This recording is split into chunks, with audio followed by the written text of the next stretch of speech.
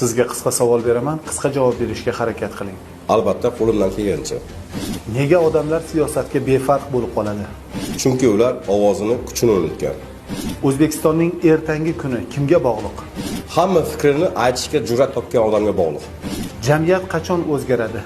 Har bir odam o'zgarsa, shunda o'zgaradi. Ochiqlik nima uchun muhim? Ishonch bo'lish uchun. Boshqa yo'li yo'q. Yoshlar siyosatda qachon kuchli bo'ladi? Albatta o'ylashni emas, harakatni boshlaganda. Nima uchun qonunlar mustahkam bo'lishi kerak? Shunda kuch emas, adolat gapiradi. Yolg'on axborotlardan qanday himoyalanasiz? Har bir manbani tekshiraman va birinchi manbaga qarayman. Adolat qimmatmi? Ha, lekin adolatsizlik undan ham qimmat turadi. Siz uchun tanqid qilish osonmi? Ha, oson, lekin haqiqatni aytib, yechim taklif qilish juda ham qiyin. Yetakchilik nima? Odamlarga buyruq berish emas, ularga yo'l ko'rsatish.